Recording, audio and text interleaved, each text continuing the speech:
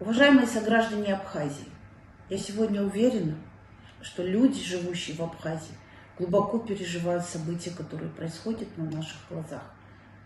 Мы знаем, что и в команде президента, и в оппозиции много грамотных специалистов, разбирающихся в законодательстве, правовых нюансах выхода из того политического кризиса, в котором оказалась страна.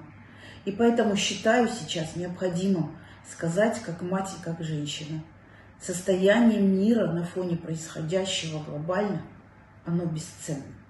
У всех народов Кавказа есть сильные традиции и культура ведения переговоров и дипломатии. Есть колоссальный исторический опыт и в Абхазии. И к этим традиционным нормам нужно бы сейчас обратиться. Очень многое зависит от политических деятелей, руководителей политических партий и движений, от граждан, общественных организаций.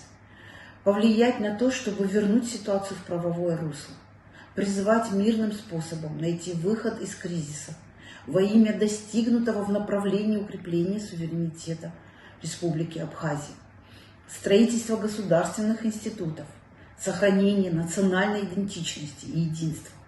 Совершенно очевидно, что единственно верный путь на компромисс ответить компромиссом, вернувшись в рамки правового поля, с опорой на Конституцию. Первый шаг, согласно основного закона Абхазии, сделан со стороны президента.